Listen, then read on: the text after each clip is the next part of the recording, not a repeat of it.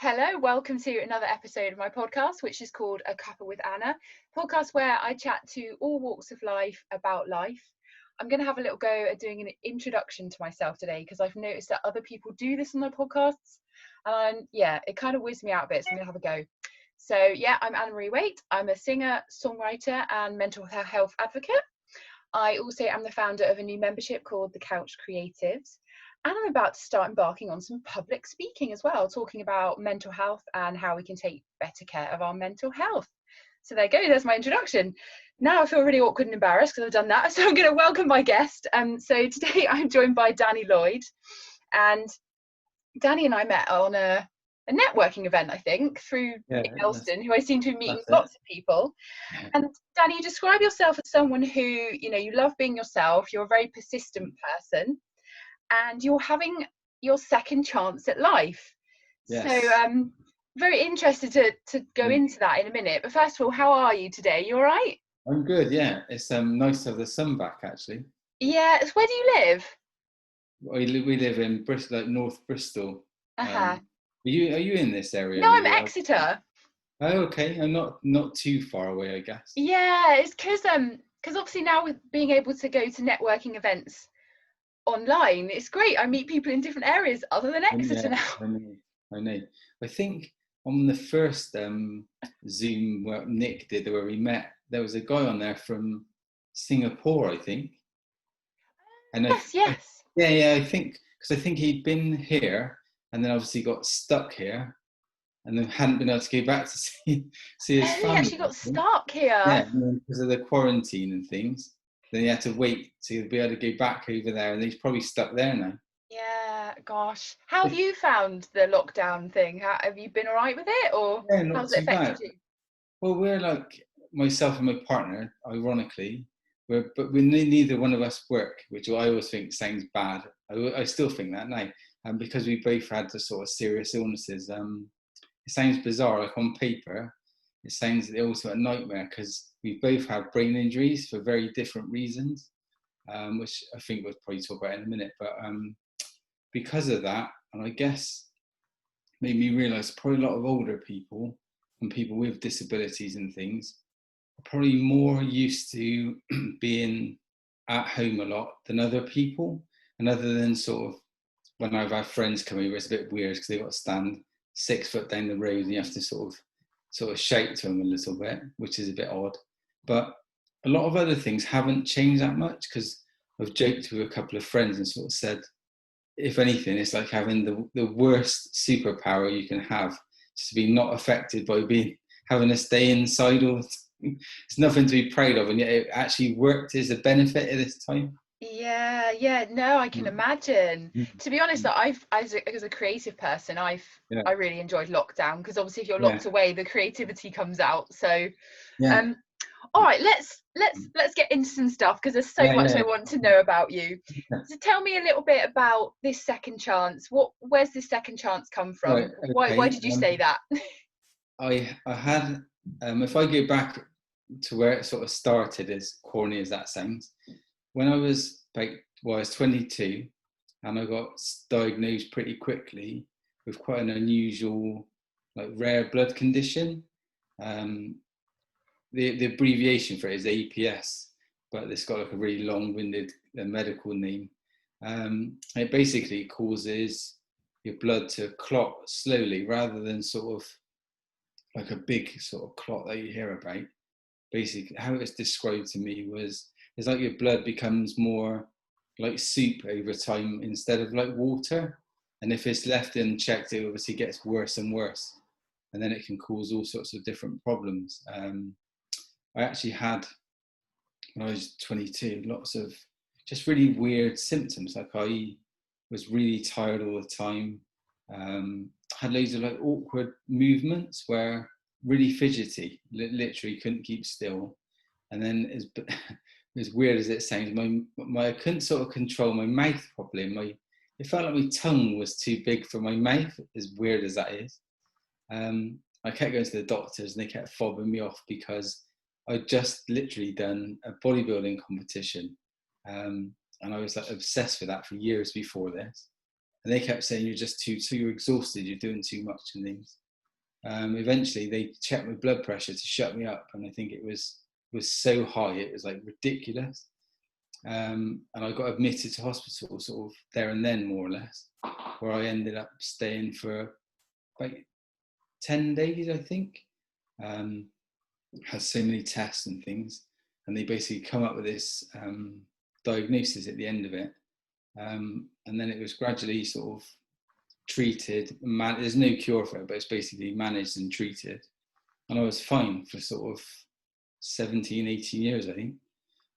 Went for a real dodgy period, like emotionally, like mental health problems and stuff for all sorts of reasons.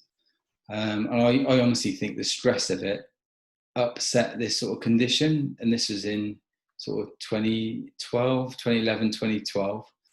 And then I felt a bit ill, like over Christmas. Thought I had a bug or something. Didn't think much of it. Had a couple of friends around New Year's Eve of like 2012, 13. Nothing much. Had some like a takeaway, I think, and a couple of drinks. Went to bed and then went up to go for a wee, glamorous, about 5 a.m, and collapsed in the bathroom. And I'd actually had like a major stroke the second time. And then things sort of unfolded really quickly. I got blue lighted to hospital, and then the condition took a real turn.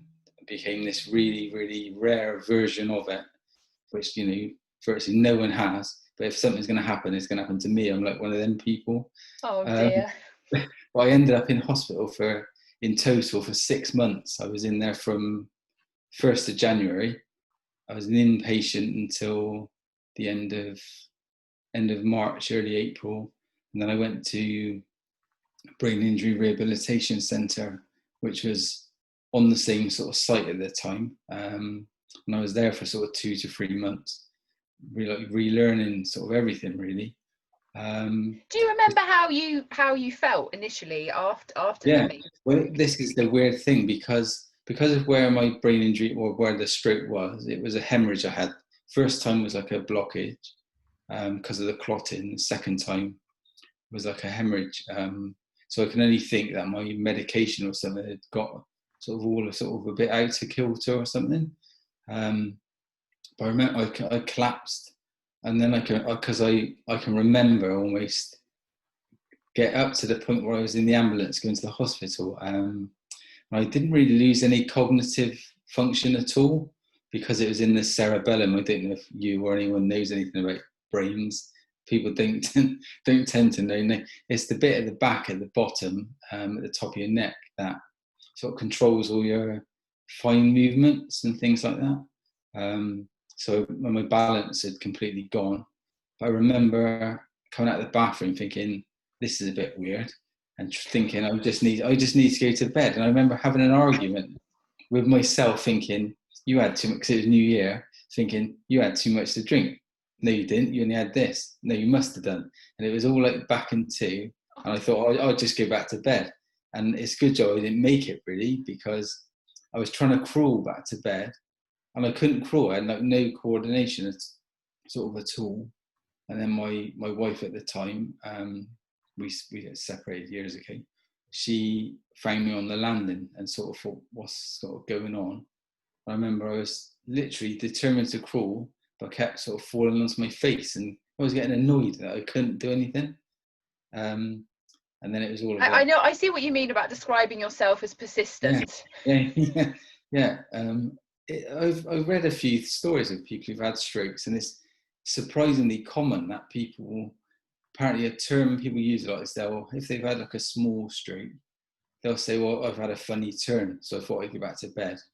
And very often, because they go back to bed and don't get it seen straight away, these symptoms and the outcomes are a lot more severe. But anyway, so I can remember the ambulance man coming. I remember, because I was on the landing upstairs, them putting me into like a chair to carry me down. And whether it's true or not, but I think I can remember saying to them, don't drop me. I was really worried they're going to drop me in the chair. And I thought, do you want me to walk down myself? I think I said. Bearing in mind, I couldn't even stand up. I can remember going out into the street and it was freezing cold because it was January, going in the ambulance and the lights flashing in the road, and I can't remember much else after that then. And then honestly, there's so many strange things I could chat all day. I talk too much anyway, but what was the sort of, I mean, obviously once you had to start the rehabilitation process, yeah. I mean, that must have been quite frustrating and difficult. Yeah. And how did you find your way through that and find the patience to get through that? I think that is, you've picked up on the main point really, because once you've had all the medical stuff done and you're sort of stable and stuff, you're just desperate to get back to some sort of normality. And the first step is obviously going to the rehab centre, which is brilliant, and then trying to get home sort of thing. But being now, I'm really grateful that I hadn't lost much cognitive function. I think the worst thing is my processing can be a bit slow, which sounds a bit weird, but you just get overwhelmed by sort of too many factors, and then I get really tired, like fatigue. And then when you get fatigue, it makes your symptoms worse, which makes you more tired. It's sort of like in a cycle. But initially, it was terrifying, really, because I was so aware of what I couldn't do and the fact that I had no balance. I kept falling over all the time. I think if I had less awareness, I probably would have got on better, because you've got all the fear of falling and things, which I did later. So you said before you were doing a lot of bodybuilding. So yeah. So what was your life like before the stroke? What were you doing? Because obviously it's changed a lot. Yeah, the sort of bodybuilding stuff was when I was sort of late teens, early 20s. So that was like a long time before. And then I was sort of quite almost, I suppose, live like how like a sportsman, athlete type sort of thing would. It's actually really boring. Like people say, oh, you're a bodybuilder, this, that, and the other, and got any pictures and this sort of thing. And yet it's actually really dull. And like to be around someone like that is no fun, because I was like obsessed with what I was going to eat. My body. Yeah. How Yeah. big's my muscle today? Yeah, it is like that. And I think I was obsessed with what I was going to eat next. And and to go anywhere, I was a nightmare, because I'd sulk and I wouldn't want to go, because I think, well, if we go to the beach for the day, what am I going to do? I'm going to have to miss out on this food, or I'm going to have to do it. It must have been horrible to be around. And it sounds yeah, you're right. It sounds so boring. Yeah. Just remind yourself, never go out with a bodybuilder. Yeah, that's good advice. Yeah, that's right. Yeah, that and sleeping and training, and that was it. And because of my age, a lot of my friends were, going out as normal people do, into town and doing all these things, and I didn't really, at the time, I didn't really miss it. And then it wasn't until I was probably late 20s, sort of 30ish, I thought, I sort of missed the trick there. And then you're trying to do things a bit late, and you start looking a bit like the Sado in the nightclub sort of thing. So what do you do now for sort of exercise? I mean, I sent you a pre-questionnaire, and you clearly get up to quite a few different things. So tell me what you do now to keep fit, and what do you do with your life now, kind of after stroke? I again, this is where the sort of, I suppose, determination thing. I'm quite stubborn, and that quite early on, I was sort of had this crazy idea that I was going to learn to be like a personal trainer to help people with disabilities, and yet it was so unrealistic, because I was so convinced where I was headstrong, but I could hardly stand up, let alone help anyone. So it was so sort of unreal. Then I had a support worker I'm still sort of in touch with now.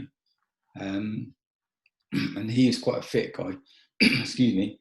And he sort of suggested going to the local gym, maybe doing, sitting on an exercise bike, just building things up slowly, like the voice of reason. So we did that, sort of started on exercise bike, kept thinking, this is really boring. I want to be doing that over there. And yet it's still unrealistic. But I stuck with it. Then got onto a treadmill, holding on, ringing, squeezing the bars to death, sort of walking on there. And then gradually set a goal of doing a spinning class once a week, which we did. And then we actually stuck at that for about 2 years, I think. Did some swimming, because swimming was the only place I sort of felt safe, because once you're in the water, you don't have the fear of falling. And yet that was quite funny, because I'm not really a fan of swimming. I find it so boring.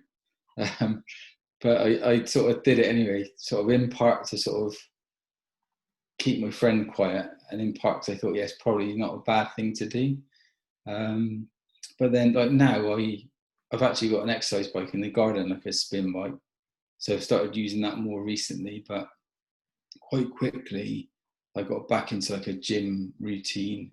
Although what I did there had sort of obviously changed, because I used a lot more sort of fixed machines and things because of the balance sort of thing. But that was all okay. And I sort of stuck with that until the lockdown, really. But since I was in rehab, I started to learn Tai Chi, which I think I mentioned. Yeah. I was very lucky that the first teacher I found was fantastic, and his son really weirdly suffered a brain injury himself, so he had sort of experience of it, and he's brilliant, Blake, like really amazing guy. And yet when I was in rehab, it was actually a clinical psychologist who suggested it, because I used to do judo and this sort of stuff before, and again, unrealistic. I was convinced I'd go back to it, even though I could barely stand up, so I didn't think I would have got on very well. And this psychologist said, well, as you're into martial arts and things, why don't you try Tai Chi? Because he had done karate for years and got injured, and did it while he was injured. And said, and when he first said it, I went mad. I was so offended. And I said, I'm not doing exercise for old people. I'm not doing all that. And I was like properly shouting. And he said, the stubbornness kicking in. yeah. And he said, calm down. Just give it 5 minutes. I think you'll really like it. And in fairness to him, he wasn't even like a physiotherapist. And he said, on a certain day, if you go to the gym, which they had, wait for me, and when I finish, I'll come and sort of do it in my own time, sort of thing. I remember being like a child waiting for him, thinking, well, it's 5 o'clock, he's not here, I'm going to go, I'm not waiting anymore. Like looking for any excuse not to go. And then he walked in, I remember thinking, oh no, I'm going to have to do this. And yet within 5 minutes, I thought, this is brilliant, it's absolutely brilliant. And then I found this sort of independent teacher who I still see now. And we've been doing Zoom classes and lessons since, which ain't quite the same, but it does work. I've done it ever since. And the amount of progress because of it and through him has been amazing. I think the first time I went, I was in his lounge because he teaches from home. I couldn't even stand up properly. I had to lean against the wall of his lounge. Yeah, now, I felt I can function fine. I'm a bit slow. I often say I'm a bit like a drunk penguin if you see me walking around. And yeah, if I'm not stood up, you wouldn't necessarily know anything, and that sort of thing. But That's such a lovely story that you've just said, because I think we don't actually know if we're going to like something until we try it. It's so easy to write stuff off, and obviously you love it now. How do you because I've never tried Tai Chi. How do you feel? Because it's quite a slow. I just think of that you're doing this. It's quite slow, and for me, the thought of it is like, oh, that'd be boring. It's too slow. Like, ugh. What? How does it impact you? How does it make you feel? Because I've heard it's very mindful. Yeah, it is like that, and I think the biggest thing I've learned is it's taught me like awareness of myself. And when I notice it now in a lot of other people. Sounds like I'm like constantly looking at people now. Well, like in the supermarkets, classic. You'll be like doing your shopping. There'll be people banging into each other, knocking into you, like reaching across, all these sort of things. And most people aren't aware of other people, let alone aware of themselves. And I think, especially in my case, because my balance was so bad, I had to concentrate so hard on what I was doing. And I think it's that sort of process. But I do think it's one of them things that you'll know quite quickly whether you're really like it or not. Because I think at the start, because I was so sort of anti-Tai Chi, I went to the class for about a year, I think. But again, because I'm stubborn, kept thinking, there's got to be something in this. And I don't even know why I'm coming. I was really like that, thinking, what am I doing here again? I don't know what I'm doing here. And it took me about a year for something to click. And then it sort of goes in sort of, works on like plateaus, like you'll get nothing for ages. And that's when a lot of people give up. But if you stick with it, then you sort of level up a bit, as I put it. Then you get like, you have to stay there again. And I think the better or more advanced you get, the more subtle the sort of changes are. Yet they seem to all come at once. It's fascinating. Honestly, it is a fascinating thing, and I can really see how people do it like their whole life, really. But yeah, it's brilliant. You've really inspired me to have a go now. So give it a go. The like sort of slowness part of it is what makes it really difficult. Like we all walk about, we all rush about, and a lot of it ties in with like the old sort of Chinese cultures and things where, you know, like typical like Western people like us, you're sort of thinking, I've got to be there and I've got to be there, and all like this sort of thing. And we don't really walk anywhere just to walk. We're always going somewhere or doing something. And like in parts of like the Chinese culture, they will literally go for a walk and that'll be it. Like no purpose to it, just walk. And I think doing Tai Chi, because they sort of, you do it very slowly, you have to be so aware and concentrating on what you're doing. But it's amazing how hard it is. You all think, oh yeah, you know, we could work and walk, which you can, but there's walking and walking properly. Yeah. And when you sort of do it really slowly, it's amazing. And that's where like the mindful thing comes in, I think, because you have to focus exactly on what you're doing. You're slowing me down just by talking about it, you know. I feel like you're just calming me.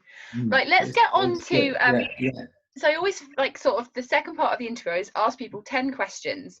Yeah. So let's get on to these, because I know some of the answers that you've sent me, I think we could probably talk a bit more in detail with them.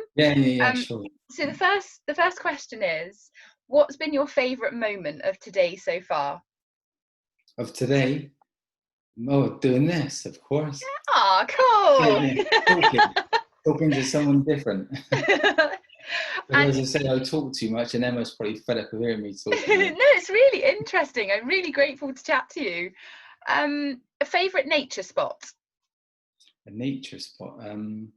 Well, at the moment, we literally live, I don't think there's no point in me turning this screen, about 10 foot that way is a hedge, and then there's field beyond it.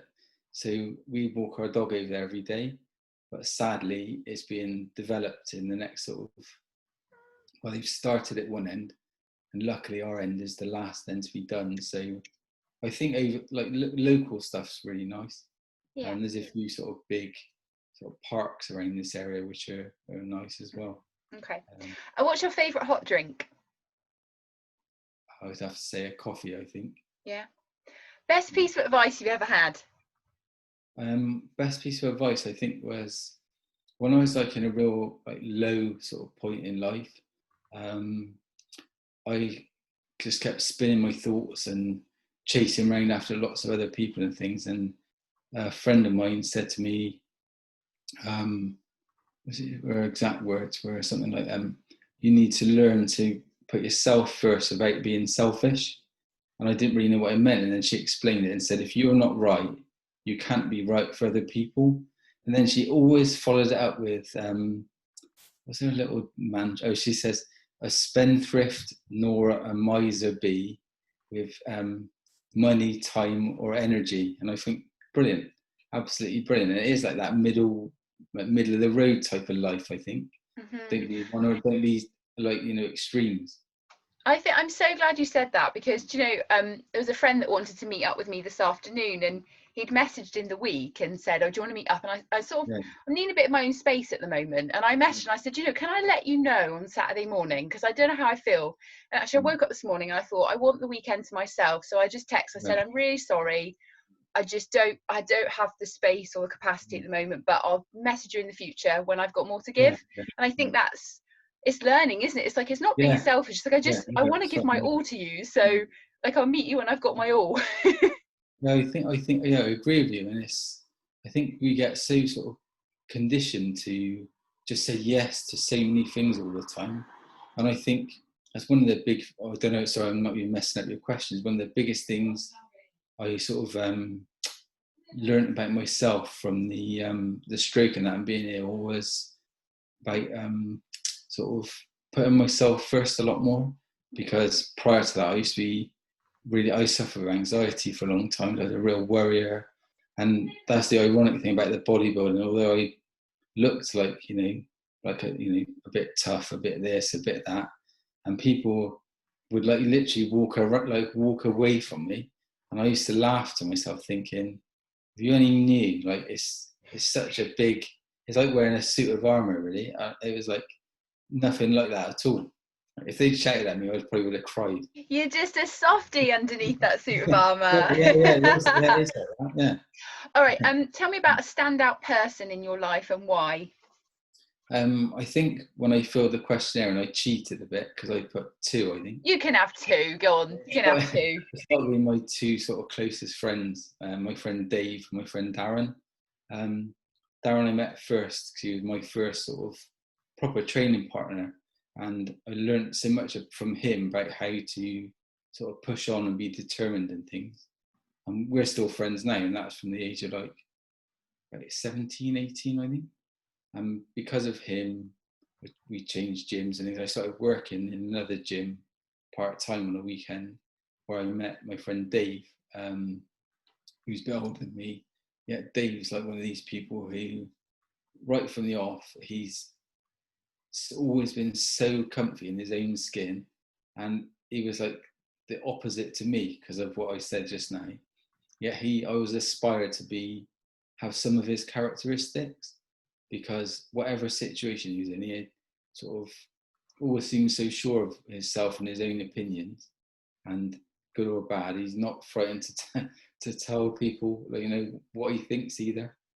But I really admire that, because, and both of them sort of over the years are very similar in they're the same in all situations. They're sort of, because their character is really that strong, sort of thing. But yeah, them 2, I think. Okay, thank you for that. A standout book and why? My standout book, weirdly, did you do the Zoom on Monday this week? No, I wasn't there. No, because a lady, I can't think of her name, she actually mentioned the guy who wrote the book I'm going to tell you at this thing, because that was her thing of the week or something. But the book's called The Buddha's Brain, and it's by a neuropsychologist called Rick Hanson. And again, when I was sort of quite low, in life, really, or having a tough time, I was very lost, sort of thing. And I was looking for, like you do, self-help books. I'd, tried a few different therapists and things, and thought I was getting somewhere, then quickly back to square one, it felt like. But anyway, I was kept reading loads and loads of sort of stuff and books. And I actually read is it blurb, they call it, about a book. And I think it was on Amazon, it said other books you might like. And this particular book came up, and I thought, well, that sounds a bit interesting. Weirdly, I didn't like the cover, so it almost put me off. I'm getting a sense of you. Literally, don't judge a book by its cover. So I read the blurb for that, and I thought, this sounds absolutely amazing. So on a complete sort of whim, I ordered it. And I've actually bought it for people since, because it's so good. And it basically, because of his neuropsychology thing, but he's actually a practicing Buddhist as well. And he explains basically human thinking. And at the end of every chapter, he's got what we learned in this chapter sort of summary page. So if you bought it and just literally read that for every chapter, you'd learn loads. And then you can read the book if you want to fill it out a bit. And one of the things I remember when I was very anxious was that through evolution, we're actually hardwired to have like a negative bias. So you're naturally programmed to think negatively, because it's why people have survived. And I didn't, and when I understood that, it almost was a bit of a like, oh, you're actually, there's not actually something wrong with you, it's actually normal. And one thing in there in particular was a chapter about, it was called The Stick and the Snake. And it's where, you know, if you're walking and you see something, your negative bias will assume it's a snake to protect you, when it's actually a stick. And that was like, and I've never forgot that. It's like, but it's a brilliant book. It's absolutely brilliant. It sounds like a good one. I love the way you describe it. It's funny, a friend and me have been talking a bit about this the last couple of weeks, and we're saying, like, sometimes you're about to do something that if you look at it, it's quite small, but in your head it feels like you're about to go for a skydive. You know, because we've both been facing a lot of fears, you know, putting ourselves out for rejection, and you're like, why do I feel like I'm about to jump out of a plane when I just want to text someone, you know? Well, it is like you overthink so many things. I know, but it's so nice that we all have that. Like you say, we all have that, and if you know about it, then you don't have to listen to the fear so much. I think when you sort of suffer that type of stuff, you do convince yourself you're the only one in the world who's like that. And that's where I said my friends were very good. They were, you know, it ain't just you. You know, we've been like that, and other people are like that. And at the time, you think, no, they must just be saying that to be nice. But it is true. Yeah. You think you're the only one. No, we're all in this together. All right, a standout film and why? Right, this is quite a recent film. Emma actually reminded me of this the other day, because I was thinking, now what film was it? Was the film Joker from was it last year, a year before? Amazing film. I absolutely love. I've watched it a couple of times, because I think, although it's quite a dark film, I don't know if you've seen it. I haven't seen it, no. Amazing. There's a lot of things in it that I could really relate to, as dodgy as that might sound, because he's, you know, goes a bit mad. But it's his actual story is actually quite tragic, and I found myself in, I don't agree with, you know, the crimes and things he did, but you could quite easily sympathise with how he got to where he got to. It was a bit like the stuff we were talking about just now. He was ill, had all these bad things picked on, bullied. But it's a brilliant film, really, really good. Sounds like I need to watch it. Yeah, 5-star review from me. I will. I'll check it out. All right. A song that you would have at your funeral. I guess that would be Frank Sinatra, My Way, I think. Love it. Love it. I when I saw that, I was like, love it. Do you sing it? Can you sing it? No, don't ask me to sing. No. I don't do singing. Okay. So I'm gonna give you a scenario now, and I want you to tell me what you would do in this circumstance. So you begin to feel really anxious and reactive, you know. What's the first thing you do when you get in one of those states where you are in fear and anxiety and you want to maybe lash out at someone or run, or what do you do? I think for me is I would try to sort of work out why I was feeling like that, like what's happened to do that. And I think in doing that, I would try to like really control my breathing, you know, like slow it down, breathe from my nose and things, and you know, just to bring a bit of sort of calm in, really. And then one thing I sort of can't remember where I got it from. I'm sure someone told me once. They said it's been particular when you've got like that circular thinking I mentioned before, is when you've got like a thought keep going round and round or something negative, is to literally physically force yourself, if you have to, get a piece of paper and a pencil or a pen, or even your phone, like on your notes, like everyone uses stuff like that now, is write the main words that's, you know, causing you trouble, and then in a column next to it, make yourself write as many things if needs be. Start off with 2, like opposing things that are opposite to it. I don't know, so say it's something really negative, obviously you'd say it was something positive, and just keep doing that, and then it sort of gradually changes your sort of mindset over time. And if you learn to do it every day, as they say, I don't know, everyone changes the numbers. If you do it for a month, like 30 days, you'll change the habit. Mm. Some people say 30, some people say 90, some will say 12. I think it's just make a number up, really.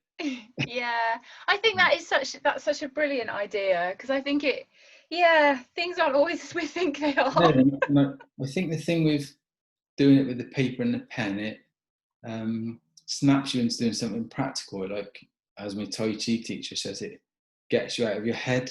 He said, like, too often we spend so much time in our heads, and it's not good if you're there too often. And you need to do something physical. Yeah. And I think as well, I mean, sometimes, I don't know about you, but I listen to my own thoughts sometimes, and I end up laughing, because I'm thinking, why am I making up that potential story for the future that this could happen? And I think it's just like, it's like a comedy show going on in there sometimes.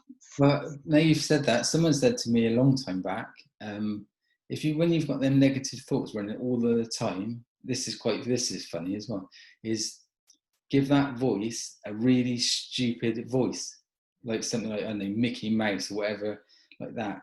And it actually makes it seem more ridiculous. Yeah. So when you're telling yourself something that's, really unrealistic or, irrational, if you give it a ridiculous voice, you think, oh my God, I wouldn't say that out loud. I think so often, we're so forgiving of other people. If other people mess up, it's like, oh, you're just human. Like, it's okay. Let's talk about it. Whereas, if you mess up yourself, it's kind of like, oh, So I think it's. Yeah, that's right. Yeah, it's kind of need to be kind to ourselves. Well, I was going to say, what your challenge was for the listeners, but that is the challenge, isn't it? Is to challenge your thoughts. Yeah, it's really, yeah, definitely. Yeah, Danny, it's been so nice to talk to you. It's been really interesting. And is there anything that you feel that you haven't said that you want to say before we kind of end the interview? No, I think the main thing is that I sort of, from my experiences, I guess, was the sort of perspective shift it gave me. And I think where I was such a worrier, it was almost like when I sort of come out of it, it was like, what are you even worried about? Now you've experienced something that's worth worrying about. You're not even worried about that. So all that other stuff seems like so pointless. And that's what I said about, just getting on and live your life your own way. Like, it's not an excuse to be an idiot, horrible to people, not like that at all, but just live for yourself. It's a cliche, but we're not here that long, so make the most of it, really. Day by day. Yeah, you don't want to be miserable, that, and it is all up to us. You can't expect other people or anything to make you happy. It comes from the inside out, really. And that, I think, is the biggest thing I learned, I guess. That's such a lovely way to end the interview. That's like bang on. Thank you for your wisdom. What are you heading off to do for the rest of the day? Well, we're actually going to, myself and Emma, my partner, we're going to meet my mum at Costa Drive-Thru to sit in our cars and chat with the windows down. Oh, that sounds lovely. Yeah, I know, it's a bit weird, but it's weird times, so. One of life's simple pleasures. Yeah, it is, definitely. Yeah. Thank you so much, Danny. Thanks a lot. I really enjoyed it. Thank you. Take care. See ya. Bye. Bye.